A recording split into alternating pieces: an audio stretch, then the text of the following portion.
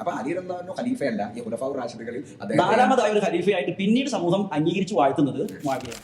സഹാബത്തിനെ വെറുക്കുന്ന ആളുകളെ നമ്മൾ വെറുക്കണം, അത് നമ്മുടെ അഖീദയാണ്. അതുപോലെ തന്നെ സഹാബത്തിനെ സ്നേഹിക്കുന്നവരെ നമ്മൾ സ്നേഹിക്കണം, അത് നമ്മുടെ അഖീദയാണ്. സഹാബത്തിനെ കുറിച്ച് നല്ലത് മാത്രമേ നമുക്ക് ചർച്ച ചെയ്യുവാനും അതുപോലെ തന്നെ നല്ലത് മാത്രമേ അവരെക്കുറിച്ച് ചിന്തിക്കുവാൻ പോലും പാടുള്ളൂ എന്നുള്ള കാര്യമാണ് നമ്മുടെ വിശ്വാസത്തിൻ്റെ ഭാഗമായിക്കൊണ്ട് നമ്മൾ മനസ്സിലാക്കേണ്ടത്. കൊല്ലപ്പെട്ടു, ഉസ്മാൻ വധിക്കപ്പെട്ടു, നമുക്കൊരു ഇമാമിനെ വേണം. വലാ നജിദു അഹദൻ അഹക്ക ബിഹാ മിൻക, നിങ്ങളെക്കാൾ യോഗ്യനായ ഒരു വ്യക്തിയെ ഞങ്ങൾ കാണില്ല എന്ന് സഹാബാക്കൾ പറയുന്ന രംഗമുണ്ട്. അക്ദമുൽ മഷാഹിദ് വലാ അക്റബു മിൻ റസൂലുള്ളാഹി സ്വല്ലല്ലാഹു അലൈഹി വസല്ലം, അതാണ്ട് റസൂലിനോട് ഏറ്റവും അടുത്ത വ്യക്തി നിങ്ങളെക്കാൾ ഹക്കായ ഒരു വ്യക്തി ഞങ്ങൾക്ക് കാണാനില്ല. ഫഖാല അലിയു ലാ തഫ്അലു, അലി റളിയല്ലാഹു പറഞ്ഞു ഇല്ല, നിങ്ങളങ്ങനെ ചെയ്യരുത്. ഫഇന്നീ ലക്കും വസീറുൻ ഖൈറും മിന്നി അമീർ, ഞാൻ നിങ്ങൾക്ക് എന്താണ് നല്ലൊരു ഉപദേഷ്ടാവാണ്, ഒരു അമീറിനേക്കാൾ നല്ലത്, ഞാൻ അങ്ങനെയാണ് അലി റളിയല്ലാഹു പ്രഖ്യാപിക്കാൻ. ഫഖാലു വല്ലാഹി മാ നഹ്നു ബിഫാഇലിൻ ഹത്താ യുബായിഉക, അപ്പോൾ സഹാബാക്കൾ പറയാണ് ഞങ്ങൾ വല്ലാഹി ഞങ്ങൾ എന്ത് ചെയ്യൂല, ലാ നഹ്നു ഫാഇൽ ഹത്താ, നിങ്ങളെ ബൈഅത്ത് ചെയ്യാതെ ഞങ്ങൾ എന്ത് ചെയ്യൂല, മുന്നോട്ട് പോകൂല. സത്യത്തിൽ നമുക്കറിയാം സഹാബികളെ ഒരു വിശ്വാസികൾ എങ്ങനെയാണ് സ്നേഹിക്കേണ്ടത് എന്ന് കൃത്യമായി ഖുർആനിലും ഹദീസിലും കൃത്യമായി പഠിപ്പിച്ചു തന്നിട്ടുണ്ട്. ഇവിടെ വിശ്വാസികൾ സ്വീകരിക്കേണ്ട ഈ നിലപാടിനെതിരെ പലപ്പോഴും ഒളിഞ്ഞും തെളിഞ്ഞുമെല്ലാം പല രൂപത്തിലും ഇവർ സംസാരിക്കാറുണ്ട്. ഇവിടെ ഷബീ സലാഹി ഇപ്പോൾ കൂടുതലായി സോഷ്യൽ മീഡിയയിൽ അടുത്ത ദിവസങ്ങളിൽ കണ്ടുകൊണ്ടിരിക്കുന്ന ചില വീഡിയോകൾ നമ്മൾ കണ്ടിട്ടുണ്ട്. അപ്പോൾ ഇതിനെക്കുറിച്ചൊന്ന് വിശദീകരിക്കേണ്ടതുണ്ട്. ബിസ്മില്ലാ അൽഹംദുലില്ലാ വസ്സലാത്തു വസ്സലാമു അലാ റസൂലില്ലാ വഅലാ ആലിഹി വസഹ്ബിഹി വസല്ലമ തസ്ലീമൻ കസീറൻ അമ്മാ ബഅദ്. സ്വഹാബത്തിനെ സ്നേഹിക്കുക എന്നത് നമ്മുടെ വിശ്വാസത്തിൻ്റെ ഭാഗമാണ്. അപ്പോൾ നമ്മൾ കഴിഞ്ഞ പ്രൂഫ് പോയിന്റിൽ അവസാനം മുഷ്താഖ് അൽ ഹിക്കമി പറഞ്ഞു വെച്ചൊരു ഭാഗമുണ്ടല്ലോ, അഖീദത്ത് തഹവിയയുമായി ബന്ധപ്പെട്ട് തന്നെ. അഖീദത്ത് തഹവിയ എന്ന് പറയുന്ന ഗ്രന്ഥത്തിൻ്റെ പ്രത്യേകത, അത് ഇസ്ലാമിൻ്റെ ആദ്യ കാലഘട്ടങ്ങളിൽ തന്നെ രചിക്കപ്പെട്ട ഒരു അഖീദയുടെ ഏറ്റവും സംക്ഷിപ്തമായൊരു കൃതിയാണ്. അബു ജാഫർ തഹാവി റഹിമഹുല്ല അതിൽ അബു ഹനീഫ റഹിമഹുല്ലയും അതുപോലെ തന്നെ അദ്ദേഹത്തിൻ്റെ 2 ശിഷ്യന്മാരുടെയും പ്രത്യേകം പേരെടുത്തു പറഞ്ഞുകൊണ്ട് അവരുടെ അഖീദ എന്ന് പറഞ്ഞ് പരിചയപ്പെടുത്തുന്നത്, മതുരിദിയക്കളെ പോലെയുള്ള ആളുകൾ ഹനഫി മദ്ഹബിനെ ഏറ്റെടുത്ത് അതിനെ മൊത്തത്തിൽ അഹ്ലുസുന്നയുടെ അഖീദയിൽ നിന്ന് പിഴപ്പിച്ച് കളഞ്ഞ ഒരു ഘട്ടത്തിൽ അതിനെ തടയുക എന്ന നിലയ്ക്ക് തന്നെയാണ്. ഇവിടെ നമ്മൾ മനസ്സിലാക്കേണ്ടത്, അവിടെ ആ കൂട്ടത്തിൽ പ്രത്യേകമായി കൊണ്ട് ഈ പറഞ്ഞ നാസുബിയത്തിനും അതുപോലെ തന്നെ ഖവാരിജിയത്തിനും ഷീയത്തിനും ഒക്കെ എതിരിൽ അദ്ദേഹം അഹ്ലുസുന്നയുടെ അഖീദ പറയുന്ന സ്ഥലത്ത് കൃത്യമായി പറഞ്ഞ കാര്യമാണ് വനുഹിബ്ബു അസ്ഹാബ റസൂലില്ലാഹി സ്വല്ലല്ലാഹു അലൈഹി വസല്ലം, അള്ളാഹുവിൻ്റെ റസൂലിൻ്റെ സഹാബത്തിനെ നമ്മൾ സ്നേഹിക്കുന്നു, ഇത് നമ്മുടെ അഖീദയാണ്. അവിടെ സഹാബത്തിനെ സ്നേഹിക്കുന്നു എന്ന് പറയുമ്പോൾ ആ സ്നേഹത്തിൽ ഒരിക്കലും തന്നെ നമ്മൾ അതിര് കവിയുന്ന ആളുകളല്ല. ഓരോ ആളുകൾക്കും അവരുടേതായ സ്ഥാനങ്ങളുണ്ട്, ആ സ്ഥാനങ്ങൾക്കനുസരിച്ച് നമ്മൾ അവരെ സ്നേഹിക്കുന്നു, ബഹുമാനിക്കുന്നു എന്നത് പ്രത്യേകം നമ്മൾ ഓരോരുത്തരും മനസ്സിലാക്കേണ്ട കാര്യമാണ്. സഹാബത്തിനെ വെറുക്കുന്ന ആളുകളെ നമ്മൾ വെറുക്കണം, അത് നമ്മുടെ അഖീദയാണ്. അതുപോലെ തന്നെ സഹാബത്തിനെ സ്നേഹിക്കുന്നവരെ നമ്മൾ സ്നേഹിക്കണം, അത് നമ്മുടെ അഖീദയാണ്. സഹാബത്തിനെ കുറിച്ച് നല്ലത് മാത്രമേ നമുക്ക് ചർച്ച ചെയ്യുവാനും അതുപോലെ തന്നെ നല്ലത് മാത്രമേ അവരെക്കുറിച്ച് ചിന്തിക്കുവാൻ പോലും പാടുള്ളൂ എന്നുള്ള കാര്യമാണ് നമ്മുടെ വിശ്വാസത്തിൻ്റെ ഭാഗമായിക്കൊണ്ട് നമ്മൾ മനസ്സിലാക്കേണ്ടത്. അവരുടെ കാലഘട്ടത്തിലുണ്ടായിട്ടുള്ള യുദ്ധങ്ങളും മറ്റു കാര്യങ്ങളും അത് ചില കർമ്മശാസ്ത്രപരമായ ഗവേഷണ വിഷയത്തിൽ വന്ന അഭിപ്രായ ഭിന്നതയുടെ ഭാഗമായി കൊണ്ടുണ്ടായതാണ് എന്നതാണ് അഹ്ലുസുന്നയുടെ ആ വിഷയത്തിലെ മൊത്തത്തിലുള്ള നിലപാടായിക്കൊണ്ട് നമുക്ക് കാണാൻ കഴിയുക. വിശുദ്ധ ഖുർആൻ എടുത്തു നോക്കിക്കഴിഞ്ഞാൽ സഹാബത്തിന് അവിടെ മുഹാജിറുകളെന്നോ അൻസാറുകളെന്നോ പ്രത്യേകം വ്യത്യാസമില്ലാതെ അവരെ പിന്തുടരുവാൻ വേണ്ടിയാണ് നമ്മളെ പഠിപ്പിച്ചു തന്നിട്ടുള്ളത്. നമ്മൾ ആലോചിച്ച് നോക്കുക, വിശുദ്ധ ഖുർആനിലെ സൂറത്ത് തൗബയിൽ 100-ാമത്തെ ആയത്തിൽ അല്ലാഹ് പറഞ്ഞത് അസ്സാബിഖൂനൽ അവ്വലൂന മിനൽ മുഹാജിരീന വൽ അൻസാർ വല്ലദീന തബഉഹും ബിഇഹ്സാൻ റളിയല്ലാഹു അൻഹും വറളു അൻഹു വഅഅദ്ദ ലഹും ജന്നാത്തിൻ തജ്രി തഹ്തഹൽ അൻഹാറു ഖാലിദീന ഫീഹാ അബദ ദാലിക്കൽ ഫൗസുൽ അദീം. അഥവാ മുഹാജിറുകളും അൻസാറുകളുമായിട്ടുള്ള ആളുകൾ, അവരെക്കുറിച്ച് പറയണം. അവർ മതത്തിൽ ആദ്യമേ കടന്നു വന്ന ആളുകളാണ്. അവരുടെ പ്രത്യേകത അതാണ്. മാത്രമല്ല അവരെ ഇഹ്സാനോടുകൂടി പിന്തുടരുന്ന ആളുകളെ സംബന്ധിച്ചിടത്തോളം അല്ലാഹ് പറയുന്നത് റളിയല്ലാഹു അൻഹും, അള്ളാഹു സുബ്ഹാനഹു വ തആല അവരെ തൃപ്തിപ്പെട്ടിരിക്കുന്നു. അപ്പോൾ ആരൊക്കെയാണ് തൃപ്തിപ്പെട്ടത്? മുഹാജിറുകളെ അള്ളാഹ് തൃപ്തിപ്പെട്ടു, അൻസാറുകളെ അള്ളാഹ് തൃപ്തിപ്പെട്ടു. ഇഹ്സാനോടുകൂടി നന്മയോടുകൂടി അവരെ പിന്തുടരുന്നവരെ ഓരോരുത്തരെയും അള്ളാഹു തൃപ്തിപ്പെട്ടിട്ടുണ്ട്. അപ്പോൾ അള്ളാഹുവിൻ്റെ തൃപ്തി കിട്ടണമെങ്കിൽ മുഹാജിറുകളെയും അൻസാറുകളെയും ഒരുപോലെ എന്താക്കണം, സ്നേഹിച്ച് അവരെ ജീവിതത്തിലേക്ക് കൊണ്ടുവരേണ്ടതുണ്ട്. മാത്രവുമല്ല വറളു അൻഹു, അള്ളാഹുവിനെ അവരും ഇഷ്ടപ്പെട്ടിരിക്കുന്നു എന്നാണ് പറഞ്ഞത്. എന്നിട്ട് പറയണം അഅദ്ദ ലഹും ജന്നാത്തിൻ തജ്രി തഹ്തഹൽ അൻഹാർ, താഴ്ഭാഗത്തുകൂടെ നദികളൊഴുകുന്ന സ്വർഗം അവർക്ക് വേണ്ടി തയ്യാറാക്കി വച്ചിരിക്കുന്നു എന്നാണ് പറഞ്ഞത്. ഖാലിദീന ഫീഹാ അബദ, അവർ എന്നെന്നും അതിൽ നിത്യവാസികളാണ് എന്ന് അള്ളാഹ് പറയുമ്പോൾ, എന്നിട്ട് അള്ളാഹ് പറയാം ദാലിക്കൽ ഫൗസുൽ അദീം, അതാണ് ഉന്നതമായ വിജയം, മഹത്തായ വിജയം എന്ന് പറയുമ്പോൾ നമ്മളെപ്പോഴും മനസ്സിലാക്കേണ്ടത് എന്താണെന്ന് വെച്ച് കഴിഞ്ഞാൽ, സഹാബത്തിനെ സ്നേഹിക്കാത്ത ആളുകൾക്ക് വിജയിക്കാൻ സാധ്യമല്ല എന്നതാണ്. സഹാബത്തിൻ്റെ പാത പിന്തുടരാൻ കഴിയാത്ത ആളുകളെന്ന് പറഞ്ഞാൽ അള്ളാഹുവിൻ്റെ വിജയത്തിന് അർഹതയില്ലാത്ത ആളുകളാണെന്നുള്ളതാണ്. അതുകൊണ്ട് തന്നെ നമ്മൾ ഓരോരുത്തരും സഹാബികളിലെ ഓരോരുത്തരെയും സ്നേഹിക്കുക എന്നത് നമ്മളെ സംബന്ധിച്ചിടത്തോളം നിർബന്ധമാണ്. സുഹബത്തിന് അള്ളാഹു അവരെ തിരഞ്ഞെടുത്തു എന്ന് പറയുന്നത് തന്നെ, അഥവാ നബിയുടെ കൂടെ ജീവിക്കുവാനും നബിയെ സഹായിക്കുവാനും അതോടൊപ്പം തന്നെ നബി സല്ലല്ലാഹു അലൈഹി വസല്ലമ പഠിപ്പിച്ചു തന്ന കാര്യങ്ങളെ മറ്റുള്ള ആളുകളിലേക്ക് എത്തിക്കുവാനുമായിക്കൊണ്ട് അള്ളാഹു ആദ്യമായിക്കൊണ്ട് തിരഞ്ഞെടുത്ത അവരെയാണ്. മഹാനായ ഇബ്നു മസ്ഊദ് റളിയല്ലാഹു അൻഹു പറയുന്നത് കാണാൻ കഴിയും, ഏറ്റവും എന്താണ് തക്കല്ലുഫ് കുറവുള്ള ആളുകളായി, നാട്യം ജീവിതത്തിൽ തീരെ ഉണ്ടായിരുന്നില്ലാത്ത ആളുകളായി. മറ്റു പല ആളുകളും എന്ന് പറഞ്ഞാൽ പല നാട്യങ്ങളും ജീവിതത്തിൽ കൊണ്ടുവരുന്ന ആളുകളാണ്. അതുപോലെ തന്നെ ഹൃദയം കൊണ്ട് ഏറ്റവും പരിശുദ്ധമായവരായിരുന്നു അവർ, അറിവ് കൊണ്ട് അഗാധ ജ്ഞാനികളായിരുന്നു അവർ. അങ്ങനത്തെ ഒരു സമൂഹത്തിനെയാണ് അല്ലാഹു സുബ്ഹാനഹു വ തആല നബി സല്ലല്ലാഹു അലൈഹി വസല്ലമക്കുള്ള സഹാബികളായിക്കൊണ്ട് തിരഞ്ഞെടുത്തിട്ടുള്ളത്. അതുകൊണ്ട് തന്നെ നമ്മളെപ്പോഴും മനസ്സിലാക്കേണ്ടത്, ഈ സഹാബത്തിനെ സ്നേഹിക്കാതെ അവരെ ആരെയെങ്കിലും നമ്മൾ കുറ്റം പറയുകയോ അവരെ ആ നിലക്ക് നിരൂപണം എന്ന് പറഞ്ഞുകൊണ്ട് നമ്മൾ അവരെ നേരെ കൈ വെക്കാൻ തയ്യാറാവുകയോ ചെയ്യുമ്പോൾ നഷ്ടപ്പെടുന്നത് നമ്മുടെ അഖീദ തന്നെയാണ് എന്നതാണ് അതുമായി ബന്ധപ്പെട്ട് ആദ്യമേ സൂചിപ്പിക്കാനുള്ളത്.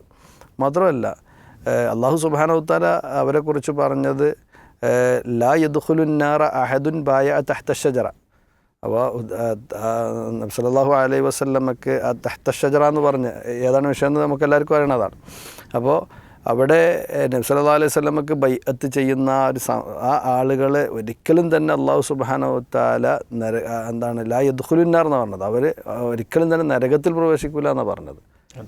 ഈ ആളുകളുടെ കൂട്ടത്തിലാണ് ആരുള്ളത്? മുഹാജിറുകളുള്ളത്, അതുപോലെ തന്നെ അൻസാറുകളുള്ളത്.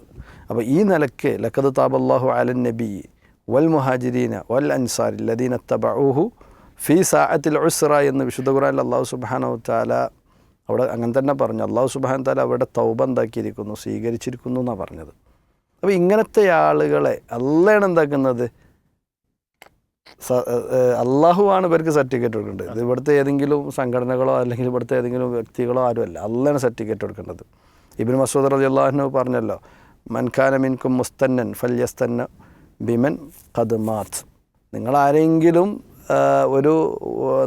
നിങ്ങൾക്കുള്ള ഒരു വഴികാട്ടിയായിക്കൊണ്ട് സ്വീകരിക്കുന്നുണ്ടെങ്കിൽ, അല്ലെങ്കിൽ നിങ്ങൾ ഏതെങ്കിലും പാത പിൻപറ്റുവാൻ വേണ്ടി സ്വീകരിക്കുന്നുണ്ടെങ്കിൽ നിങ്ങൾ മരിച്ചുപോയ ആളുകളുടെ പാത സ്വീകരിക്കണം എന്ന് പറഞ്ഞാൽ മരിച്ചുപോയതെന്നുള്ളത് ഉദ്ദേശിക്കുന്നത് സഹാബത്തിനെയാണ്. അപ്പോൾ ഇങ്ങനെ എടുത്ത് നോക്കിക്കഴിഞ്ഞാൽ സഹാബത്തിനെ സ്നേഹിക്കുക, സഹാബത്തിനെ നമ്മുടെ ജീവിതത്തിലേക്ക് അവർ പ്രമാണങ്ങൾ അങ്ങനെ മനസ്സിലാക്കിക്കൊണ്ട് ആ പ്രമാണങ്ങളെ നമ്മുടെ ജീവിതത്തിലേക്ക് ആ നിലക്ക് കൊണ്ടുവരുമ്പോൾ മാത്രമാണ് സ്വർഗാവകാശികളായി തീരാൻ നമുക്ക് കഴിയുള്ളൂ. അതല്ലാതെ അവർക്കിടയിൽ ഉണ്ടായിട്ടുള്ള ഇജ്തിഹാദിയായ പ്രശ്നങ്ങളും മറ്റും എടുത്ത് അതിനെ പക്ഷമാക്കി പിടിച്ച് ഞാൻ ഇന്ന പക്ഷമാണ് അല്ലെങ്കിൽ ഇന്ന സഹാബി മോശക്കാരനായിരുന്നു, ഇന്ന സഹാബി നല്ലവനായിരുന്നു, ഇന്നയാൾ നല്ല ആളാണ് എന്നൊക്കെ പറയുന്ന രീതി ഒരിക്കലും തന്നെ സഹാബത്തിൻ്റെ വിഷയത്തിൽ ഉണ്ടാകാൻ പാടില്ല എന്ന് തന്നെയാണ് അഹ്ലുസുന്ന ആ വിഷയത്തിൽ പറഞ്ഞു വെച്ചിട്ടുള്ളത് എന്നതാണ് ഈ ഒരു കുറഞ്ഞ സമയം കൊണ്ട് സൂചിപ്പിക്കാനുള്ളത്. അല്ലാഹു അലം.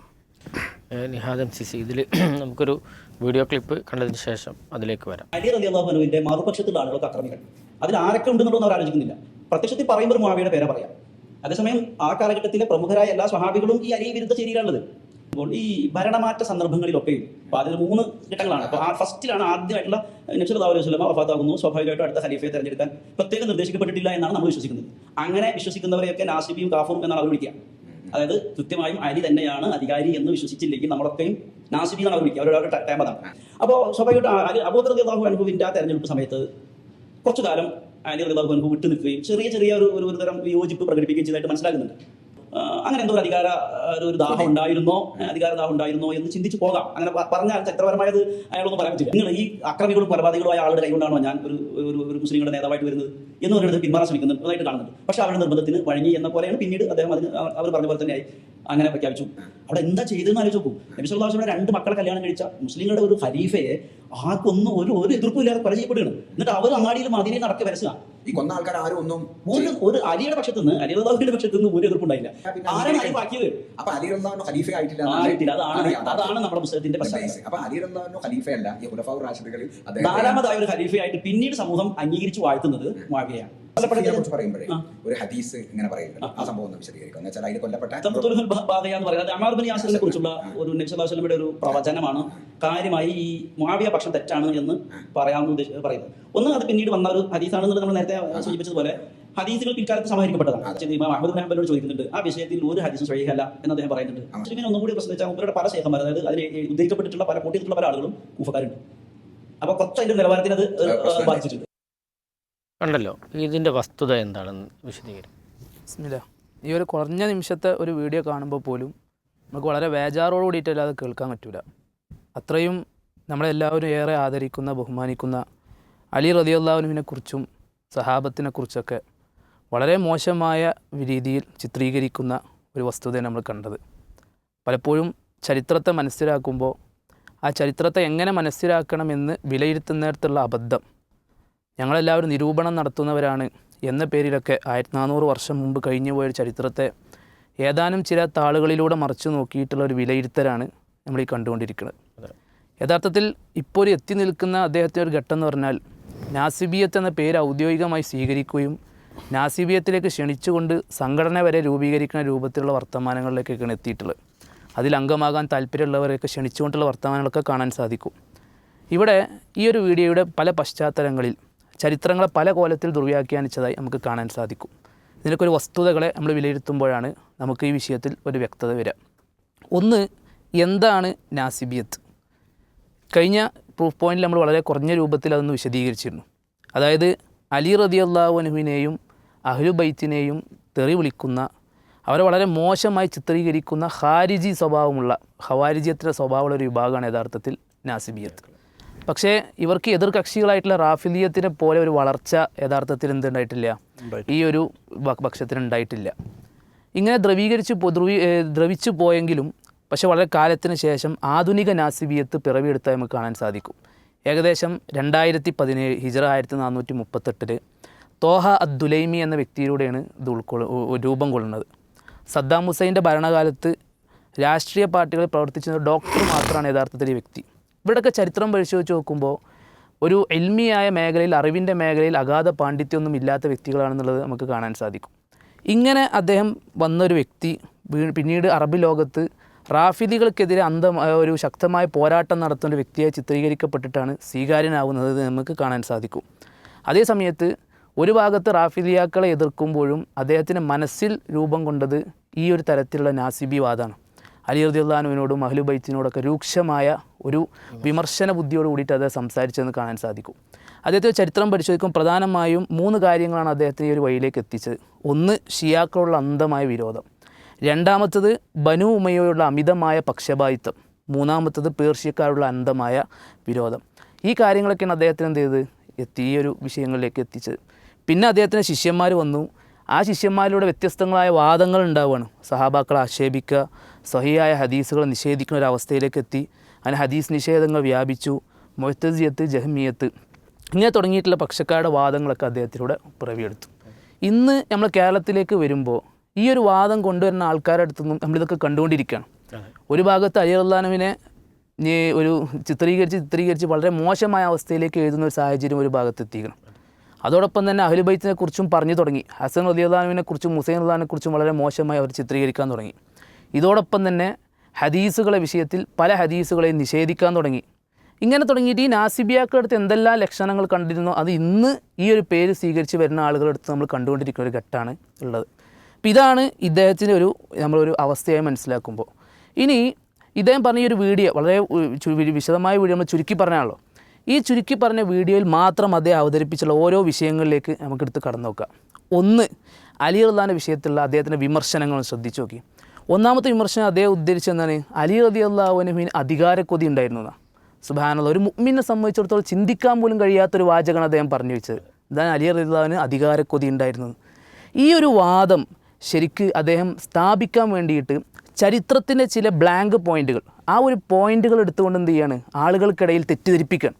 അതിനപ്പുറത്ത് അദ്ദേഹത്തിന് ഉദ്ധരണി കൊണ്ടുവരാനില്ല, സഹാബാക്കളെ വാചകം കൊണ്ടുവരാനില്ല, ഒരു കിതാബുകളിൽ സലഫി ഗ്രന്ഥങ്ങൾ ഉദ്ധരിക്കാനില്ല. പക്ഷേ അതേ സമയത്ത് ചരിത്രം ഇങ്ങനെ പറയുമ്പോൾ ഒരു ഇഷ്കാൽ ഉണ്ടാക്കാൻ പറ്റുന്ന പോയിന്റിൽ വെച്ച് എന്ത് ചെയ്യുക, തിരിക്കുക എന്നുള്ളതാണ് സ്വന്തം ഇച്ഛപ്രകാരം. ഇതാണ് അദ്ദേഹം കാണിച്ചു വെച്ചത്. അതിനോട് അദ്ദേഹം പറഞ്ഞൊരു ഉദാഹരണം ശ്രദ്ധിച്ചു നോക്കി നിങ്ങൾ.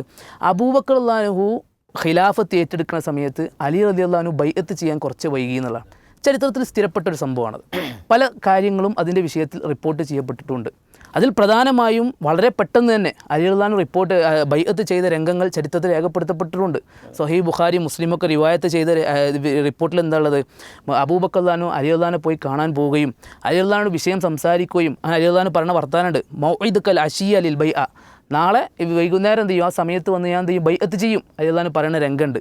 ശേഷം അബൂബക്കർ റളിയല്ലാഹു പള്ളിയിലേക്ക് വരികയും മിമ്പറിൽ കയറിക്കൊണ്ട് അലി റളിയല്ലാഹു എന്തുകൊണ്ട് വൈകി എന്ന കാരണം വിശദീകരിച്ചതിന് ശേഷം അലി റളിയല്ലാഹു എഴുന്നേറ്റ് ഇന്ന് ബൈഅത്ത് ചെയ്യുന്ന രംഗം എന്ത് ചെയ്യുന്നുണ്ട്, വിശദീകരിക്കുന്നുണ്ട്. ഇനി മറ്റു രണ്ട് ചരിത്ര സംഭവങ്ങളൊക്കെ എന്ത് ചെയ്യുന്നുണ്ട്, ചരിത്രങ്ങൾ കാണാൻ സാധിക്കും. ഈ ഏത് ചരിത്രം വിശദീകരിച്ചാൽ പോലും ഒറ്റ മേഖലയിൽ പോലും അലി റളിയല്ലാഹുവിനെ കുറിച്ച് അധികാരമോഹം ഉണ്ടായിരുന്നു എന്നുള്ള ഒരു വരി ഒരു സഹാബി എന്ത് ചെയ്തിട്ടില്ല, ഉദ്ധരിച്ചിട്ടില്ല. ഒരു താബി പറഞ്ഞിട്ടില്ല, ഒരു തബോ താബി പറഞ്ഞിട്ടില്ല. അഹ്ലുസുന്നയുടെ ഒരു ഇമാമിങ്ങളും അഭിപ്രായപ്പെട്ടിട്ടില്ല. കാരണം അഭിപ്രായപ്പെടൂല, കാരണം സഹാബാക്കളെക്കുറിച്ച് മോശമായി പറയാൻ തീയില്ല. ഇവിടെയാണ് എന്ത് ചെയ്യണത്, ഈ വ്യക്തി ഒരു ചരിത്ര പശ്ചാത്തലവും ഇല്ലാതെ ആ ഒരു ചരിത്രത്തിന് ചെറിയ ബ്ലാങ്ക് പിടിച്ചാൽ അല്ലാഹുവിനക്ക് എന്ത് ചെയ്യുന്നത്, അധികാരക്കൊതി ഉണ്ടായിരുന്നു എന്ന് പറഞ്ഞു. ഇതാണ് നാസിബിയത്തിൻ്റെ ലക്ഷണം എന്ന് പറഞ്ഞാൽ. ഇത് ഒരിക്കലും ചരിത്രത്തോട് ഒരു നിലക്കും യോജിക്കാത്തതെന്ന് കാണുന്നത്. മറ്റൊരു സംഭവം നോക്കിക്കഴിഞ്ഞാൽ ഉസ്മാൻ റളിയല്ലാഹുവിൻ്റെ മരണശേഷം ഖിലാഫത്ത് തിരഞ്ഞെടുക്കുന്ന രംഗമുണ്ടല്ലോ, അത് അദ്ദേഹത്തിൻ്റെ വീഡിയോയിൽ സൂചിപ്പിക്കുന്നുണ്ട്. അതായത് ആദ്യഘട്ടത്തിൽ അലി റളിയല്ലാഹുവിനെ ഖലീഫയാക്കാൻ വേണ്ടി ശ്രമിക്കുന്ന ഒരു രംഗം കുറച്ച് ആളുകൾ വന്ന് സംസാരിക്കുന്നുണ്ട്. അപ്പോൾ അദ്ദേഹം പറഞ്ഞ പ്രതികരണ, ഞാൻ അതിന് തയ്യാറല്ല, കാരണം ഞാനൊരു ഖലീഫയാകുന്നേക്കാൾ നല്ലത് നിങ്ങൾക്ക് നല്ലൊരു വസീറാവുന്നതാണ്, ഒരു മന്ത്രിയായി ഒരു നിങ്ങൾക്ക് കാര്യങ്ങൾ എത്തിച്ച നല്ല ആളാവുന്നത് എന്ന് പറയണതാണ് അദ്ദേഹത്തിൻ്റെ ചരിത്രം. അപ്പോൾ ഈ ഒരു ചരിത്രം കേൾക്കുമ്പോൾ നമുക്ക് എന്താ മനസ്സിലാണ്, അലി റളിയല്ലാഹുവിനക്ക് എങ്ങനെ അധികാരക്കൊതി ഉണ്ടായിരുന്നെങ്കിൽ എന്താ അലി റളിയല്ലാഹു പറയേണ്ടത്, ഏറ്റെടുക്കല്ലേ വേണ്ടത്. പക്ഷെ മാറിക്കണാണ് ചരിത്രം. ഇവിടെയാണ് അദ്ദേഹം പറയണത് എന്നുള്ളത് മനസ്സിലാക്കുക. ഇതാണ് വസ്തുത. ഒന്ന്. രണ്ട്, അദ്ദേഹം ഉണ്ടാക്കിയ ഒരു ആരോപണം എന്ന് പറഞ്ഞു കഴിഞ്ഞാൽ ഉസ്മാൻ റളിയല്ലാഹുവിൻ്റെ വധവും അതിന് അലി റളിയല്ലാഹുവിൻ്റെ സംഘത്തിൽ ഒരു പങ്കുണ്ടെന്ന് വരുത്തി തീർക്കുക. ഈ ഒരു വാചകം കേൾക്കുമ്പോൾ സ്വാഭാവികമായിട്ട് ആളുകൾ എന്താ ചിന്തിക്കുക, അലി റളിയല്ലാഹുവിന് ഇതിലെന്തുണ്ട്, ഒരു പങ്കുണ്ട് എന്ന് ചിത്രീകരിക്കാൻ പാകത്തുള്ള വാചകമാണ് എന്ത് ചെയ്യണത്, അദ്ദേഹം പറഞ്ഞു വെക്കുന്നത്. എന്നാൽ ഇതിൽ യഥാർത്ഥത്തിൽ എന്തെങ്കിലും കാമ്പുണ്ടോ, ഒരു കാമ്പില്ല എന്ന് കാണാൻ സാധിക്കും. അലി റളിയല്ലാഹു അൻഹു ഉസ്മാൻ റളിയല്ലാഹു അൻഹുവിൻ്റെ വധത്തിൻ്റെ വിഷയത്തിൽ വളരെ സങ്കടകരമായ ചില വാചകങ്ങൾ പറഞ്ഞതെന്തുണ്ട്, ചരിത്രത്തിൽ നമുക്ക് കാണാൻ സാധിക്കും. അതേ സമയത്ത് ഉസ്മാൻ റളിയല്ലാഹു വീട് വളഞ്ഞൊരു ചരിത്ര സംഭവമൊക്കെ നമുക്കുണ്ടാവും, സമയത്തിൻ്റെ പരിമിതികൾ വിശദീകരിക്കണില്ല. ഈ ഉസ്മാൻ റളിയല്ലാഹു അൻഹുവിൻ്റെ കൊലപാതകത്തിൻ്റെ സമയത്ത് അതിന് തൊട്ട് മുമ്പ് അലി റളിയല്ലാഹു പറഞ്ഞൊരു വാചകമുണ്ട്, ലഖദ് ജാഅ അലി ഇബ്നു അബി ത്വാലിബ് റളിയല്ലാഹു അൻഹു അസ്നാ അമലിയത്തിൽ ഹിസാരി ഇലാ അമീറുൽ മുഅ്മിനീൻ. അമീറുൽ മുഅ്മിനായ ഉസ്മാൻ്റെ അരികിലേക്ക് ആര് വരികയാണ്, ഇദ്ദേഹം വരികയാണ് അലി റളിയല്ലാഹു. എന്നിട്ട് വന്നുകൊണ്ട് പറയുകയാണ് ഉസ്മാൻ റളിയല്ലാഹുവിനോട്, ഇന്ന മഈ ഖംസു മിഅദാരി, എൻ്റെ അടുത്ത് ആയുധ സന്നാഹമുള്ള 500ഓളം സൈനികരുണ്ട്. ഫഅ്ദൻ ലീ ഫഅംനഉക മിനൽ ഖൗമി, നിങ്ങൾ എനിക്ക് അനുവാദം തന്നാൽ ഞാൻ എന്ത് ചെയ്യുക, നിങ്ങൾക്ക് ഈ കൗമിന് പ്രൊട്ടക്ഷനായി, ഈ കൗമിന് എന്ത് ചെയ്യുക, പ്രൊട്ടക്ഷനായി വെച്ച് തരാം എന്നെന്ത് ചെയ്യാണ് അലി റളിയല്ലാഹുവിനോട് പ്രഖ്യാപിക്കുകയാണ്. നിങ്ങൾ ആലോചിച്ച്, ഉസ്മാൻ റളിയല്ലാഹു കൊല്ലപ്പെടണമെന്നാണ് അലി റളിയല്ലാഹുവിന് ആഗ്രഹമെങ്കിൽ ഈ 500 സൈന്യത്തെ ഉസ്മാൻ റളിയല്ലാഹു വെക്കുമായിരുന്നു. പക്ഷേ ഈ ചരിത്രങ്ങളൊന്നും പറയില്ല. ഇവിടെ എന്ത് ചെയ്യാണ്, അലി റളിയല്ലാഹുവിൻ്റെ സംഘമാണ് കൊന്നതെന്നാണ് പറയും. ഒരിക്കലും അലി റളിയല്ലാഹുവിൻ്റെ ഭാഗം പിടിച്ച് അലി റളിയല്ലാഹുവിനെ തെറ്റായി ചിത്രീകരിച്ച് തെറ്റായി മനസ്സിലാക്കിയ ആളുകൾ ചെയ്ത തോന്നിവാസത്തിന് അലി റളിയല്ലാഹു എന്ത് ചെയ്യണം, അതിലേക്ക് ഒരു പങ്ക് വെക്കുന്ന ഒരു അവസ്ഥ എന്ത് ചെയ്യാണ് കാണാൻ സാധിക്കും. അതേ സമയത്ത് അലി റളിയല്ലാഹു എന്ത് ചെയ്യാണ്, ഉസ്മാൻ റളിയല്ലാഹു പറഞ്ഞ വാചകമാണ് ഞാൻ വായിച്ച് കേൾപ്പിച്ച്. തീർന്നിട്ടില്ല.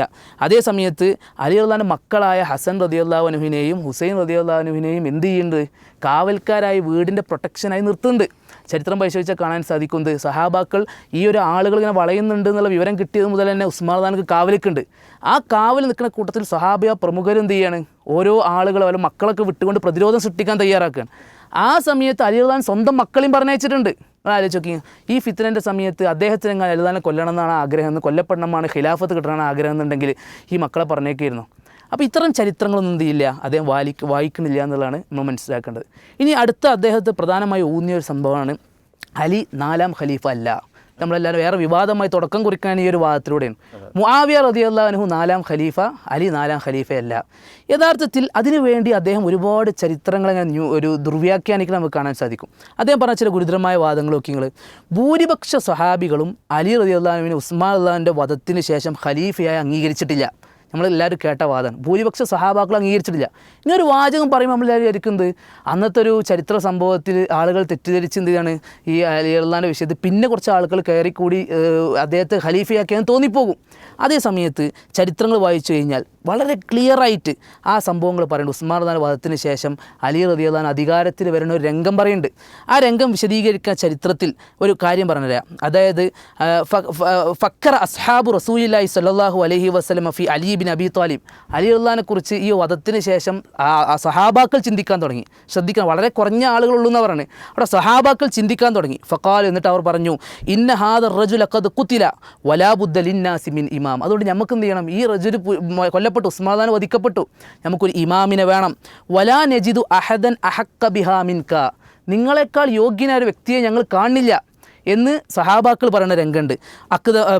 അക്ദമുൽ മഷാഹിദ് വലാ അഖ്റബു മിൻ റസൂലില്ലാഹി സ്വല്ലല്ലാഹു അലൈഹി വസല്ലം, അള്ളാഹുവിൻ്റെ റസൂലിനോട് ഏറ്റവും അടുത്ത വ്യക്തി നിങ്ങളെക്കാൾ ഹക്കായ ഒരു വ്യക്തി ഞങ്ങൾക്ക് കാണാനില്ല. ഫഖാല അലിയുൻ ലാ തഫ്അലു, അലി റളിയല്ലാഹു പറഞ്ഞു, ഇല്ല നിങ്ങളങ്ങനെ ചെയ്യരുത്. ഫഇന്നീ ലക്കും വസീറുൻ ഖൈറും മിന്നി അമീർ, ഞാൻ നിങ്ങൾക്ക് എന്താണ് നല്ലൊരു ഉപദേഷ്ടാവാണ്, ഒരു അമീറിനേക്കാൾ നല്ലത്, ഞാൻ അങ്ങനെയാണ് അലി റളിയല്ലാഹു പ്രഖ്യാപിക്കാൻ. ഫഖാലു വല്ലാഹി മാ നഹ്നു ബിഫാഇലിൻ ഹത്താ നുബായിഉക, അപ്പോൾ സഹാബാക്കൾ പറയാണ്, ഞങ്ങൾ വല്ലാഹി ഞങ്ങൾ എന്ത് ചെയ്യൂല, ലാ നഹ്നു ഫാഇൽ ഹത്താ, നിങ്ങളെ ബൈഅത്ത് ചെയ്യാതെ ഞങ്ങൾ എന്ത് ചെയ്യൂല, മുന്നോട്ട് പോകൂല. അങ്ങനെ അപ്പോൾ അലി റളിയല്ലാഹു സമ്മതിക്കുകയാണ്. അങ്ങനെ അലി റളിയല്ലാഹുവിൻ്റെ സമ്മതത്തോട് ഫഫിൽ മസ്ജിദി, പള്ളി, അപ്പോൾ അലി റളിയല്ലാഹു പറഞ്ഞു നമുക്ക് പള്ളിയിൽ വെച്ച് എന്ത് ചെയ്യുക, ബൈഅത്ത് ചെയ്യാൻ. അപ്പോൾ അബ്ദുല്ലാഹി ബിൻ അബ്ബാസ് ഈ വാർത്തകം കേട്ട ഒരു വർത്തമാനം പറയുന്നുണ്ട്. അബ്ദുല്ലാഹി ബിൻ അബ്ബാസ് ആരാണ്? സഹാബിയാണ്. അബ്ദുല്ലാഹി ബിൻ അബ്ബാസ് പറഞ്ഞത് എന്താണ്, ലഖദ് കരിഹ്തു അൻ യഅതിയൽ മസ്ജിദ കറാഹിയതൻ അൻ യുശഅബ അലൈഹി, അദ്ദേഹത്തിൻ്റെ പേരിലെങ്ങാനും ഇനി പള്ളിയിലേക്ക് പോകുന്ന വഴിയിൽ എന്തെങ്കിലും ഉപദ്രവം ഉണ്ടാവുമെന്ന് ഞാൻ പേടിച്ചു പോയിന്ന്. ആരാ പറഞ്ഞത്? Abdullahi Ibn Abbas. എന്നിട്ട് ഈ ചരിത്രത്തിൽ പറയാണ്, അവിടെ ഉണ്ടായിരുന്ന ലഖദ് ബായഉ വബായ അന്നാസ്, ആരെക്കുറിച്ച്? ഫഖദ് ദഖലൽ മസ്ജിദ ജാ അൽ മുഹാജിറൂൻ വൽ അൻസാർ, മുഹാജിരിങ്ങൾ വന്നു, അൻസാരിങ്ങൾ വന്നു. അങ്ങനെ ഇവരെല്ലാവരും ഫബായഉ, എല്ലാവരും ബൈഅത്ത് ചെയ്തു. ബായ അന്നാസ്, ജനങ്ങളും ബൈഅത്ത് ചെയ്യുന്ന. അവിടെ കൂടിയിരുന്ന സഹാബാക്കളൊക്കെ എന്ത് ചെയ്തിട്ടുണ്ട്? അവിടെ ബൈഅത്ത് ചെയ്തിട്ടുണ്ട്. ഈ ചരിത്രം ബോധ്യപ്പെടുത്താണ്. ഈ ചരിത്രം ഉദ്ധരിച്ച ഗ്രന്ഥങ്ങൾ നോക്കണം. ഒന്ന് താരിഖു തബരി, 2 ഫളായിലു സഹാബ എന്ന ഗ്രന്ഥം, അതുപോലെ തന്നെ കിതാബു സുന്ന, ഖല്ലാലിലെ കിതാബു സുന്ന, അൽ കാമിൽ ഫി താരീഖ്. ഇങ്ങനെ ചരിത്രത്തിൽ അവലംബിക്കുന്ന ഗ്രന്ഥങ്ങളിലൊക്കെ ഈ സംഭവങ്ങൾ കൊണ്ടുവരികയാണ്. ഇവിടെ അദ്ദേഹം പറഞ്ഞത് വളരെ ന്യൂനപക്ഷം സഹാബാക്കൾ മാത്രമേ എന്ത് ചെയ്തിട്ടുള്ളൂ, അദ്ദേഹത്തെ ബൈഅത്ത് ചെയ്തിട്ടുള്ളൂ. പക്ഷെ വായിച്ചത് പ്രകാരം ഭൂരിപക്ഷം സഹാബാക്കളും എന്ത് ചെയ്തിട്ടുണ്ട്? അവിടെ കൂടിയിരുന്ന എല്ലാവരും ബൈഅത്ത് ചെയ്തിട്ടുണ്ട്. ഇനി സുയൂത്തിൻ്റെ മറ്റൊരു ഇബാറത്ത് നോക്കി നിങ്ങൾ, അദ്ദേഹം പറയാണ് ഫബായഉഹു ജമീഉ മൻ കാന ബിഹാ സഹാബ, സഹാബാക്കളെ കൂട്ടത്തിൽ അവിടെ ഉണ്ടായിരുന്ന എല്ലാവരും എന്ത് ചെയ്തിട്ടുണ്ട്? ബൈഅത്ത് ചെയ്തിട്ടുണ്ട് എന്ന് തൊബരി പറയാണ്. അത് എന്നാൽ ചില സഹാബാക്കളിൽ നിന്ന് വിട്ടു നിന്നിട്ടുണ്ട്. അത് നമുക്ക് ചരിത്രത്തിൽ കാണാൻ സാധിക്കും. ഒരിക്കലും ആ സഹാബാക്കൾ വിട്ടു നിന്നത് എന്തിനു വേണ്ടിയിട്ടല്ല, അലി റളിയല്ലാഹു അൻഹുവിൻ്റെ ഖിലാഫത്ത് അംഗീകരിക്കാത്തത് കൊണ്ടല്ല, അലി റളിയല്ലാഹു അൻഹു ഖലീഫയാകാൻ പാടില്ല എന്നതുകൊണ്ടല്ല. അതേ സമയത്ത് സഹാബാക്കൾ ചില ആൾക്കാർ വിട്ടു നിൽക്കാൻ 2 കാരണമാണ് ചരിത്രത്തിൽ രേഖപ്പെടുത്തപ്പെട്ടുള്ളത്. ഒന്നുകിൽ എന്താണ്, അതായത് ഉസ്മാൻ റളിയല്ലാഹു അൻഹുവിൻ്റെ ഘാതകരെ കണ്ടെത്തിയതിന് ശേഷം അലി റളിയല്ലാഹു അൻഹു ബൈഅത്ത് ചെയ്യാം. രണ്ടാമത് ചില സഹാബാക്കൾ ഇതൊരു ഫിത്നയാണ്, ഇനിയൊരു ഫിത്നയിൽ ഇടപെടാതെ മാറി നിൽക്കാം എന്ന ചിന്തയിൽ മാറി എന്ന് എന്ത് ചെയ്യാൻ പറ്റും? വളരെ കുറഞ്ഞ സഹാബാക്കളെ കാണാൻ പറ്റും. അവരാരും അലി റളിയല്ലാഹുവിന്റെ വിരുദ്ധത കൊണ്ടൊന്നല്ല എന്ത് ചെയ്തത്, ഈ ഒരു അലി റളിയല്ലാഹുവിന്റെ ഖിലാഫത്തിൽ നിന്ന് മാറി നിന്ന് കാണാൻ സാധിക്കും. അപ്പോൾ ഈ ഒരു ചരിത്രത്തോട് നമുക്ക് ബോധ്യപ്പെടുന്ന കാര്യം, അവിടെ കൂടിയിരുന്ന എല്ലാ സഹാബാക്കളും എന്ത് ചെയ്തിട്ടുണ്ട്? അലി റളിയല്ലാഹുവിനൊക്കെ ബൈഅത്ത് ചെയ്തിട്ട് വളരെ കുറഞ്ഞ സഹാബാക്കൾ ഒഴിച്ച്. ഇവിടെയാണ് അദ്ദേഹം എന്ത് ചെയ്തത്? ഈ ചരിത്രത്തെ ദുർവ്യാഖ്യാനിച്ചത് എന്ന് നമുക്ക് കാണാൻ സാധിക്കും. അതേപോലെ തന്നെ അദ്ദേഹത്തെ സംസാരത്തിൽ പറഞ്ഞൊരു വാചകമാണ്, അലി റളിയല്ലാഹുവിനെ ഖലീഫയാക്കിയത് ആരാണ്? അക്രമികളാണ്. സ്വാഭാവികമായിട്ട് പറയുന്ന അദ്ദേഹം ഉദ്ദേശം എന്താണ്? സഹാബാക്കളാരും സപ്പോർട്ടില്ല എന്ന് അറിയിക്കാൻ വേണ്ടിയിട്ടാണ്. എന്നാൽ ചരിത്രം ഒന്ന് വായിച്ചു നോക്കിയാൽ നമുക്ക് കാണാൻ സാധിക്കും. ഇബ്നു ഹിബ്ബാൻ റഹിമഹുല്ലാ അദ്ദേഹത്തെ സിഖാത്ത് എന്ന ഗ്രന്ഥത്തിൽ പറഞ്ഞ വാചകം, ഇന്നന്നാസ ഹീന ഹറഉ ഇലാ അലിയിൻ ബഅദ മഖ്തലി ഉസ്മാൻ റളിയല്ലാഹുവിൻ്റെ കൊലപാതകത്തിന് ശേഷം അവിടെ കൂടിയിരുന്ന ആളുകൾ അലി റളിയല്ലാഹുവിൻ്റെ അരികിലേക്ക് ധൃതിപ്പെട്ടു പോയി, ലി മുബായഅത്തിഹി, അലി റളിയല്ലാഹുവിനെ ബൈഅത്ത് ചെയ്യാൻ വേണ്ടിയിട്ട്. അപ്പോൾ അലി റളിയല്ലാഹു പറഞ്ഞൊരു വാചകമുണ്ട്, ഖാല ലൈസ ദാലിക ഇലൈക്കും, ഞാൻ നിങ്ങൾ പറഞ്ഞുകൊണ്ട് എന്ത് ചെയ്യൂല, ഞാൻ എൻ്റെ ബൈഅത്ത് സ്വീകരിക്കുക. അക്രമകാരികൾ പോയപ്പോൾ അലി റളിയല്ലാഹു പ്രതികരിച്ചത് എന്താണ്? ലൈസ ദാലിക ഇലൈക്കും, ഞങ്ങൾ പറഞ്ഞുകൊണ്ട് എന്ത് ചെയ്യൂല, ബൈഅത്ത് സ്വീകരിക്കൂല. വഇന്നമാ ലി അഹ്ലി ബദർ, ഞങ്ങൾ ബദറിൻ്റെ ആളുകൾ, അഹ്ലു ബദർ, ബദറിൽ പങ്കെടുത്ത ആൾക്കാർ പറഞ്ഞാൽ ഞാൻ എന്ത് ചെയ്യുക, ബൈഅത്ത് സ്വീകരിക്കുക. ഫമൻ റദിയ ബിഹി അഹ്ലു ബദറിൻ ഫഹുവൽ ഖലീഫ, ആരെയാണോ അഹ്ലു ബദർ, ബദറിൽ പങ്കെടുത്ത ആൾക്കാർ തൃപ്തിപ്പെടുന്നത് അവനാണ് ഖലീഫ എന്ന് പറയുകയും, അങ്ങനെ ഈ സഹാബാക്കളുടെ ബൈഅത്തോട് കൂടിയിട്ടാണ് എന്ത് ചെയ്യണത്? അലിയല്ലാനു ഈ ഒരു അധികാരത്തിലേക്ക് കയറുന്നത് കാണാൻ സാധിക്കും. ഇവിടെയാണ് ഈ ചരിത്രത്തെ ദുർവ്യാഖ്യാനിച്ചുകൊണ്ട് പറയുന്നത് അക്രമകാരികളുടെ സപ്പോർട്ടോട് കൂടിയിട്ട് അലിയല്ലാനു കയറിയത്. ഇതൊക്കെ തികച്ചും എന്താണ് അലിയല്ലാനുള്ള വിദ്വേഷത്തോടുള്ള വർത്തമാനം മാത്രമാണെന്നുള്ള നമുക്ക് എന്ത് ചെയ്യാൻ പറ്റും, കാണാൻ സാധിക്കും. ഇനി നമ്മൾ അലിയല്ലാൻ്റെ ഖലീഫയും ഖിലാഫത്തുമായി ബന്ധപ്പെട്ട ചരിത്ര വസ്തുത നമ്മൾ ബോധ്യപ്പെട്ടല്ലോ. ഇനി അലിയല്ലാൻ്റെ ഇജ്മാകൾ നോക്കിയാൽ ഒരുപാട് ഈ വിഷയത്തിൽ അലി റളിയല്ലാഹുവിനാണ് 4ാം ഖലീഫ എന്ന് പറയുന്ന ഇജ്മാകൾ ഒരുപാടുണ്ട്. ഒരു ഭാഗത്ത് ഇത്രയും ഇജ്മാകൾ ഉദ്ധരിക്കപ്പെടുക, ചരിത്രത്തിൽ ഇങ്ങനെ ഉണ്ടാവുക, മുസ്ലിങ്ങൾക്കിടയിൽ പിളർപ്പുമില്ലാത്ത സാഹചര്യം ഉണ്ടാവുക. എന്നിരിക്കെ പുതുതായി എന്ത് ചെയ്യുക, ഓരോ വാദങ്ങളുണ്ടാക്കി സമുദായത്തിൽ ഒരു ഛിദ്രത ഉണ്ടാക്കുക എന്ന് പറയുന്നത് എത്ര പ്രയാസമുള്ള കാര്യമാണ്. ഇത് ചരിത്രത്തെ കോട്ടിമാറ്റലാണെന്നുള്ളത് എന്ത് ചെയ്യണം, നമ്മൾ മനസ്സിലാക്കി വെക്കേണ്ട വിഷയമാണ്. അടുത്തൊരു വിഷയമാണ് അലി റളിയല്ലാഹു അൻഹു ഉസ്മാൻ റളിയല്ലാഹുവിൻ്റെ ഘാതകരെ ഒന്നും ചെയ്തിട്ടില്ല എന്ന് പറഞ്ഞാൽ അദ്ദേഹത്തിനൊരു വാദം നമ്മൾ കേട്ടു. അത് സംസാരത്തിനിടയിൽ കേട്ടൊരു കാര്യമാണ്. ഒന്നും അലി റളിയല്ലാഹു ചെയ്തിട്ടില്ല എന്ന്. യഥാർത്ഥത്തിൽ അലി റളിയല്ലാഹു ചെയ്തു എന്നുള്ള ചരിത്രം നോക്കുമ്പോൾ ചില കാര്യങ്ങൾ നമ്മൾ വിലയിരുത്തണം. ഒന്ന്, അലി റളിയല്ലാഹു ഭരണത്തിൽ കയറുന്ന ഒരു അവസ്ഥ എന്താണ്, ഫിത്തനേൻ്റെ ഒരു കാലഘട്ടമാണ്. ഒരുപാട് ഫിത്തന ഉണ്ടായി, ഉസ്മാൻ റളിയല്ലാഹു കൊലപാതകം കഴിഞ്ഞു, അങ്ങനെ വളരെ പ്രശ്നകലുഷിതമായ സാഹചര്യത്തിലാണുള്ളത്. ഈ സാഹചര്യത്തിൽ നിൽക്കുമ്പോൾ ഒരു ഭാഗത്ത് സഹാബാക്കളിൽ ചില ആളുകൾ മാറിയിട്ടുണ്ട്. കാരണം എന്താണ്, മുആവിയ റളിയല്ലാഹു ഘാതകരെ കണ്ടുപിടിച്ചതിന് ശേഷം, ഉസ്മാൻ റളിയല്ലാഹു ഘാതകരെ കണ്ടുപിടിച്ചതിന് ശേഷം എന്ത് ചെയ്യാൻ മതി, നമുക്ക് ബാക്കി അലി റളിയല്ലാഹു ബൈഅത്ത് ചെയ്താൽ മതി എന്നുള്ള വിഭാഗം ഒരു ഭാഗത്തുണ്ട്. ഫിത്തനൻ്റെ ആളുകൾ കെട്ടടങ്ങിയിട്ടില്ല, അവരൊരു ഭാഗത്ത് ഏത് സമയത്ത് ഫിത്തന പുറപ്പെടാമെന്ന ചിന്തയിലുള്ളത്. ഇവിടെ അലി റളിയല്ലാഹു അൻഹു ഉസ്മാൻ റളിയല്ലാഹു കൊന്ന ഘാതകരെ ഒന്നും ചെയ്തില്ല എന്ന് പറയുമ്പോൾ അതിൻ്റെ വസ്തുതയെ ഇബ്നു തൈമിയ റഹിമുള്ള, ഇമാം ത്വഹാവി റഹിമുള്ളൻ്റെ ഈ അഖീദത്തു ത്വഹാവിയുടെ ശറയിൽ, ഇബ്നു അബിൽ ഇസ് റഹിമുള്ള, ഖാദി അബൂ യഅല, ഇവരൊക്കെ വിശദീകരിക്കാൻ കാണാൻ സാധിക്കും. പ്രധാനമായും ഇവർ പറഞ്ഞൊരു പോയിന്റ് പറഞ്ഞാൽ വക്കാന ഫി അസ്കരി അലി റളിയല്ലാഹു അൻഹു മിൻ ഉലായിക തുഗാത്തിൽ ഖവാരിജി അല്ലദീന ഖതലു ഉസ്മാൻ റളിയല്ലാഹു കൊന്ന ഖാരിജികളായ ഈ അക്രമകാരികൾ ആരെ സൈന്യത്തിലുണ്ടായിരുന്നു, അലി റളിയല്ലാഹുവിൻ്റെ സൈന്യത്തിൽ പിന്നെ കയറിക്കൂടുണ്ട്. ആ സൈന്യത്തിൻ്റെ ആൾക്കാരായിരുന്നു. സ്വാഭാവികമായിട്ടും പെട്ടെന്ന് അലി റളിയല്ലാഹുവിന് ഒന്ന് വ്യക്തമായിട്ട് ആരൊക്കെ എന്നുള്ളൊരു പിടികൂടൽ, ആരാണ് ഉസ്മാൻ റളിയല്ലാഹു കൊന്നതെന്നുള്ളതിന് വ്യക്തമായ തെളിവില്ല ഒരു ഭാഗത്ത്. ഇനി രേഖകളുണ്ടെങ്കിൽ ഊഹങ്ങൾ മാത്രമാണ്. അതുണ്ടായിരിക്കെ ഒരു ഭാഗം ഈ സൈന്യത്തിൽ ഈ ആളുകൾ ഉണ്ടാവുകയും ഇവരാരാന്ന് തിരിച്ചറിയാത്തൊരു പ്രയാസം ഒരു ഭാഗത്തുണ്ട്. രണ്ടാമത്തെ ഒരു വിഷയം, വമൻ ലം യഅരിഫ് ബി ഐനി, ഓരോ വ്യക്തികളെ കൃത്യമായി അറിയില്ല. മൂന്നാമത്തത് വമൻ തൻതസിറു ലഹു ഖബീലത്തുഹു, അവനെ സംഘത്തെ സഹായിക്കുന്ന ഗോത്രങ്ങളുണ്ട്. ആരെ കൂടെ ഉണ്ട്, ഈ കൂട്ടത്തിൽ വലിയ പിൻഗാമികളായി അക്രമികളെ സഹായിക്കുന്ന ഗോത്രങ്ങൾ ആ നാട്ടിൽ ജീവിക്കുന്നുണ്ട്. അങ്ങനെ വലിയൊരു ഫിത്തന പ്രതീക്ഷിച്ച് ഭയപ്പെട്ടുകൊണ്ട് അലി റളിയല്ലാഹു അൻഹു പെട്ടെന്നൊരു തീരുമാനത്തിലേക്ക് പോകാത്തത്. ഇനി ഇബ്നു തൈമിയ റഹിമഹുള്ള ചരിത്രങ്ങൾ വിശദീകരിച്ച് അദ്ദേഹം ചോദിക്കുന്നുണ്ട്, ശരി നമുക്ക് സമ്മതിച്ചു കൊടുക്കുക, അലി റളിയല്ലാഹു അൻഹു എന്ത് ചെയ്തില്ല, ചില കാര്യങ്ങൾ പ്രതിരോധം ഇങ്ങനെ ചെയ്യാൻ സാധിച്ചില്ല എന്നിരിക്കെ തന്നെ മുആവിയ റളിയല്ലാഹുവിൻ്റെ ചരിത്രം നോക്കി, മുആവിയ റളിയല്ലാഹുവിന് ശേഷം ഭരണം കിട്ടി. മുആവിയ റളിയല്ലാഹു ഭരണത്തിൽ കയറിയതിന് ശേഷം മുആവിയ റളിയല്ലാഹുവിനും സമാനമായ ഒന്നും ചെയ്യാൻ കഴിഞ്ഞില്ല. വമിമ്മാ യുബയ്യിനു ദാലിക അന്ന മുആവിയ ഖദ് അജ്മഅ അന്നാസു അലൈഹി ബഅദ മൗതി അലി, അലി റളിയല്ലാഹുവിന് ശേഷം മുആവിയ റളിയല്ലാഹു എന്ത് ചെയ്തു, ജനങ്ങൾ ഒരുമിച്ച് ചേർത്തു. വസോറ അമീറൻ അല ജമീഇൽ മുസ്ലിമീൻ, എല്ലാ മുസ്ലിമീനും അമീറായിട്ട് ആര് മാറി, മുആവിയ റളിയല്ലാഹു മാറി. വമഅ ഹാദാ ഫലം യഖ്തുൽ ഖത്ലത ഉസ്മാൻ ലദി കാനു ഖദ് ബഖൗ, അന്ന് ബാക്കിയായിരുന്ന ഉസ്മാൻ റളിയല്ലാഹുവിനെ കൊന്ന ഘാതകരെ മുആവിയ റളിയല്ലാഹു ചെയ്തില്ല, ഒന്നും ചെയ്യാൻ പറ്റിയില്ല. നമ്മൾ ഈ ചരിത്രത്തെ വായിക്കൽ എങ്ങനെയാണ്, മുആവിയ റളിയല്ലാഹുവിനെ കുറ്റം പറഞ്ഞുകൊണ്ടല്ല. അതേ സമയത്ത് അലി റളിയല്ലാഹുവിന് എന്തുകൊണ്ട് പിടികൂടാൻ കഴിഞ്ഞില്ല, എന്തായിരുന്നോ സാഹചര്യം, അതേ സാഹചര്യം ആരുടെ വിഷയത്തിലുണ്ട്, ഈ മുആവിയ റളിയല്ലാഹുവിൻ്റെ വിഷയത്തിലുണ്ട്. ഇത് എത്ര വ്യക്തമായിട്ട് ഇബ്നു തൈമിയ റഹിമഹുള്ള പറഞ്ഞത്. ഈ ചരിത്രത്തെ മാറ്റിയിട്ട് അലി റളിയല്ലാഹു എന്ത് ചെയ്തില്ല, ഘാതകരെ പിടികൂടാൻ ഒരു ശ്രമവും വരുത്തിയില്ല എന്ന് പറയുമ്പോൾ അതുകൊണ്ട് ലക്ഷ്യം വെക്കണം എന്താ, ഈ അലി റളിയല്ലാഹുവിനെ കുറിച്ചുള്ള നിന്ദ്യത പരത്താൻ വേണ്ടിയിട്ട്, അലി റളിയല്ലാഹുവിനെ കുറിച്ച് മോശമായി ചിത്രീകരിക്കാൻ വേണ്ടിയിട്ടാണ് ചെയ്യാൻ പറ്റും, നമുക്ക് കാണാൻ സാധിക്കും. ഇതൊക്കെയാണ് ചരിത്രപരമായി നമുക്ക് എന്ത് ചെയ്യാൻ പറ്റും, കാണാൻ സാധിക്കുക. ഒറ്റൊരു സംഭവം കൂടി പറഞ്ഞു നിർത്താം. പിന്നെ അദ്ദേഹം വളരെ മോശമായി ചിത്രീകരിക്കാൻ ശ്രമിക്കുന്ന ഭാഗമാണ് ജമൽ യുദ്ധവും സിഫീൻ യുദ്ധവും.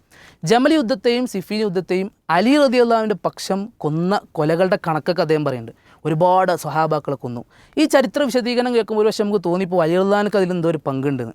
എന്നാൽ ചരിത്രത്തിൽ ഇബ്നു തൈമിയ റഹിമഹുള്ള അലി റളിയല്ലാഹുവിൻ്റെ ഒരു വിഷയം രേഖപ്പെടുത്തുന്നുണ്ട്. അലി റളിയല്ലാഹു വളരെ സങ്കടത്തോടു കൂടിയിട്ടാണ് ഈ യുദ്ധങ്ങൾ നോക്കിക്കണ്ടിരുന്നത്. അതേ സമയത്ത് അലി റളിയല്ലാഹു സന്തോഷത്തോടു കൂടി ചെയ്ത യുദ്ധമുണ്ട്, അത് ആരായിട്ടാണ്, ഖവാരിജികളെ കുറിച്ചാണ്. ഖവാരിജികളായിട്ട് യുദ്ധം വളരെ സന്തോഷത്തോടു കൂടി ചെയ്തു എന്ന് പറയുന്നുണ്ട്. അവിടെയാണ് എന്ത് ചെയ്യുന്നത്, ഈ സംഘത്തെ ഒന്നതാണ്. രണ്ട്, ഈ ജമൽ യുദ്ധവും സിഫീൻ യുദ്ധവും എടുത്തു നോക്കി, രണ്ട് യുദ്ധത്തിലും ഒരിക്കലും മുആവിയ റളിയല്ലാഹു അൻഹുവും ആയിഷ റളിയല്ലാഹു അൻഹയും സംഘവും പുറപ്പെട്ട ഒരു യാത്രയിലും അവരാരും ഖലീഫയെ മാറ്റണമെന്ന ലക്ഷ്യത്തിലല്ല യാത്ര പുറപ്പെട്ടത്. ഇതൊരു യാഥാർത്ഥ്യമാണ്. അതേ സമയത്ത് എന്താണ്, ഇനി ജമൽ യുദ്ധം ഒന്ന് എടുത്തു നോക്കുക. ജമൽ യുദ്ധത്തിൽ ആയിഷ റളിയല്ലാഹു അൻഹയുടെ കൂടെ ഉള്ളത് ആരൊക്കെയാണ്, ഒന്ന് സുബൈർ റളിയല്ലാഹു അൻഹു, ത്വൽഹ റളിയല്ലാഹു അൻഹു. ഈ രണ്ട് ആളുകളാണ് ജമൽ യുദ്ധത്തിന് പുറപ്പെടുന്നത്. അലി റളിയല്ലാഹു അൻഹു അന്ന് ഭരണം ഉള്ളത് മദീന കേന്ദ്രീകരിച്ചിട്ടാണ്. ഇവർ യാത്ര പുറപ്പെടുന്നത് മക്കയിൽ നിന്ന് ബസറ ഭാഗത്തേക്കാണ്. നിങ്ങൾ ആലോചിക്കണം, എന്തിനാ ബസറയിലേക്ക് പോയി? അലി റളിയല്ലാഹുവിന്റെ ഖിലാഫത്ത് ഇറക്കാനാണ് എവിടേക്കാണ് പോകേണ്ടിയിരുന്നവർ? ഒന്ന് പോകേണ്ടിയിരുന്നത് ഈ കൂഫയിലേക്ക്, അന്ന് മദീനത്താണ് ആ ഭാഗത്ത്, കൂഫയിലേക്ക് പോയി മദീനക്കാണ് പോകേണ്ടിയിരുന്നത്. അതേ സമയത്ത് എന്ത് ചെയ്യാണ് ഇവർ ബസറയ്ക്ക് പോയി? എന്തിനാ പോയത്? ഉസ്മാനെ കൊലപാതകരെ കണ്ടെത്തുക എന്നുള്ളത് മാത്രമായിരുന്നു ലക്ഷ്യം. പിന്നീട് ഉള്ളിലുള്ള ചില ആളുകളുടെ ഒരു കുതന്ത്രങ്ങൾ കാരണത്താൽ യുദ്ധത്തിലേക്ക് എത്തുന്നതാണ് ചരിത്രം. ഇനി ഒരു കാര്യം കൂടി ശ്രദ്ധിക്കേണ്ട വിഷയം, ജമൽ യുദ്ധത്തിൽ ആയിഷ റളിയല്ലാഹുവിന്റെ കൂടെ പുറപ്പെട്ട സുബൈർ റളിയല്ലാഹു അൻഹു ആണെന്ന് നമ്മൾ സൂചിപ്പിച്ചു, അതുപോലെ ത്വൽഹ റളിയല്ലാഹു അൻഹു ആണെന്ന് നമ്മൾ ചരിത്രത്തിൽ വായിച്ചു. ശരി, ഉസ്മാൻ റളിയല്ലാഹു അൻഹുവിനെ ഭരണത്തിലേക്ക് തിരഞ്ഞെടുക്കുന്ന ചരിത്രം നോക്കുമ്പോൾ ഉമർ റളിയല്ലാഹു അൻഹു മരിക്കുന്ന സമയത്ത് 6 അംഗ സംഘത്തെയാണ് തിരഞ്ഞെടുത്തത്. ആ 6 അംഗ സംഘത്തിൽപ്പെട്ട ആളായിരുന്നു ആര്? സുബൈർ റളിയല്ലാഹു അൻഹു. ഈ ഉസ്മാൻ ഭരണത്തിന് ശേഷം ഉമർ റളിയല്ലാഹുവിന്റെ മരണത്തിന് ശേഷം ഉസ്മാൻ റളിയല്ലാഹു അൻഹു തിരഞ്ഞെടുക്കുമ്പോൾ ഈ ചർച്ചയിൽ സുബൈർ റളിയല്ലാഹു അൻഹു സപ്പോർട്ട് ചെയ്ത് ശരിക്ക് അലി റളിയല്ലാഹു അൻഹു ആയിരുന്നു. ഈ അലി റളിയല്ലാഹു അൻഹു സപ്പോർട്ട് ചെയ്ത് സുബൈർ റളിയല്ലാഹു അൻഹു എന്ത് ചെയ്യുന്നത്? ഈ ജമൽ യുദ്ധത്തിൽ ഈ ഘാതകരെ കണ്ടെത്തണമെന്ന് പറയുന്നുണ്ട്. സ്വാഭാവികമായിട്ട് ഇതിൽ നിന്നൊരു ചരിത്രം ഉറപ്പാണെന്ത്? ഒരിക്കലും സുബൈർ റളിയല്ലാഹു അൻഹു ലക്ഷ്യം വെച്ചത് അലി റളിയല്ലാഹു അൻഹു ഭരണത്തിൽ ഇറക്കുക എന്നുള്ളതല്ല. അപ്പോൾ ഈ യുദ്ധങ്ങളിലൊക്കെ തന്നെയും ഒരിക്കലും സഹാബാക്കൾ തമ്മിൽ ഭരണത്തിൻ്റെ പേരിലായിരുന്നില്ല പ്രശ്നം. അതേ സമയത്ത് ഈ ഘാതകരെ കണ്ടെത്തിയതിന് ശേഷം നമുക്ക് എന്ത് ചെയ്യാൻ പറ്റും? അലി റളിയല്ലാഹുവിന്റെ ഖിലാഫത്ത് തുടരാം എന്നതിലേക്കാണ് അവർ ലക്ഷ്യം വെച്ചിരുന്നത്. അതേ സമയത്ത് ചില പ്രശ്നങ്ങൾ, ഉള്ളിലുള്ള ഈ ഒരു ഐക്യം ഇഷ്ടപ്പെടാത്ത, സഹാബാക്കൾ ഇഷ്ടപ്പെടാത്ത ചില ആളുകളുടെ അതിക്രമങ്ങളാണ് ഈ പ്രവർത്തനത്തിലേക്ക് എത്തിച്ചതെന്ന് ചെയ്യാൻ പറ്റും, കാണാൻ സാധിക്കും. ഈ ചരിത്രങ്ങളെ എന്ത് ചെയ്യാണ് ഒരു ഭാഗത്ത് ദുർവ്യാഖ്യാനിച്ചുകൊണ്ടിരിക്കുകയാണ്. പിന്നെ അദ്ദേഹത്തെ ഒരു ചെറിയൊരു പോയിന്റ് പറഞ്ഞ് നിർത്താം. പ്രധാനമായിട്ടും ഹദീസ് നിഷേധം. ഞാൻ പറഞ്ഞു, ഈ നാസിബികൾ ഹദീസ് നിഷേധത്തിലേക്ക് എത്തും, ഇവരും ഹദീസ് നിഷേധത്തിലേക്ക് എത്തിയിട്ടുണ്ട്. പ്രധാനമായി ഒരുപാട് ഉലമാക്കൾ റിപ്പോർട്ട് ചെയ്ത ഹദീസിനെ അദ്ദേഹം നിഷേധിച്ചത്. അൽ ഖിലാഫത്ത് 30 സന, 30 വർഷമാണ് ഖിലാഫത്തുള്ള ഹദീസിനെ അദ്ദേഹത്തിന് എന്ത് ചെയ്യേണ്ടി വന്നു? തള്ളേണ്ടി വന്നു. അതിൻ്റെ വിശദാംശങ്ങൾ കഴിഞ്ഞ പോയിന്റ് നമ്മൾ പറഞ്ഞു. പക്ഷേ ഈ തള്ളുമ്പോൾ ശ്രദ്ധിക്കണം, എത്രയോ ഉലമാക്കൾ, ഒരു ചെറിയ രൂപമാണ്. ഒന്ന് അൽബാനി റഹിമുല്ല, ഇബ്നു തൈമിയ റഹിമുല്ല, ഇബ്നു ഹജർ അസ്കലി റഹിമുല്ല, തിർമിദി, സുയൂത്തി, ഷൗക്കാനി, മുഹമ്മദ് അബ്ദുല്ലാഹ് റഹിമുല്ല, അങ്ങനെ തുടങ്ങിയിട്ട് ഒരുപാട് ഇമാമിങ്ങൾ എണ്ണി സഹിയാക്കിയ ഹദീസാണെന്ത് ഈ ഭാഗം എന്ന് പറയുന്നത്. അവിടെയാണ് ഇവരെന്ത് ചെയ്യണത്? തള്ളണത് എന്നുള്ളത് നമുക്ക് മനസ്സിലാക്കാൻ സാധിക്കും. അങ്ങനെ ഹദീസ് നിഷേധത്തേക്ക് ഒരു ഭാഗത്ത് പോയി. അതുപോലെ തന്നെ തഖ്തുലുഹുൽ ബാഗിയ, ചുരുക്കി സൂചിച്ച സംഭവം, അതായത് ഇമാം അഹ്മദ് ബിൻ ഹംബൽ ദുർബലപ്പെടുത്തി എന്നാണ് അദ്ദേഹം സംസാരത്തിലിടക്ക് പറഞ്ഞത്. പക്ഷേ ഇമാം അഹ്മദ് ഹംബലിൻ്റെ ചരിത്രം നോക്കുമ്പോൾ അദ്ദേഹം ആദ്യ കാലഘട്ടത്തിൽ ഹദീസിലെ ചില റാവിമാരുടെ വിഷയത്തിൽ ചില ദുർബലതകൾ പറഞ്ഞിട്ടുണ്ടെങ്കിലും പിന്നീട് അദ്ദേഹത്തിനോട് അതിനെക്കുറിച്ച് ചോദിക്കുമ്പോഴൊക്കെ അദ്ദേഹം ശരിവെച്ച് പറഞ്ഞത് കാണാൻ സാധിക്കും. അതേപോലെ ഇമാം അഹ്മദ് അദ്ദേഹത്തിന് മുസ്നദിൽ ഈ സംഭവം കൊണ്ടുവരുന്നതും കാണാൻ സാധിക്കും. എന്നിരിക്കണം ഇമാം അഹ്മദ് ഇതിനെ ദുർബലപ്പെടുത്തി എന്ന് പറഞ്ഞ് ഈ ഒരു ഹദീസിനെ നിഷേധിക്കണം. ഇതൊക്കെ അദ്ദേഹത്തിൻ്റെ ചരിത്രത്തെ കൂട്ടിമാറ്റാൻ വേണ്ട ന്യായങ്ങളായി അദ്ദേഹം ചെയ്തതാണ്.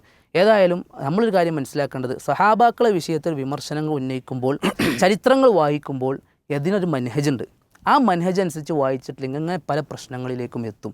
ഇത് അവസാനം എത്തി അലി റളിയല്ലാഹു കാഫിറാക്കണയിലേക്ക് എത്തും, അലി റളിയല്ലാഹുവിൻ്റെ കുടുംബത്തെ കുറ്റമനെത്തും, ബാക്കി സഹാബാക്കളെ പരിഹസിക്കണെത്തും, ഹദീസ് വിഷയത്തിലേക്ക് എത്തും, അവസാനം യുക്തിവാദത്തിലേക്കും എത്തും.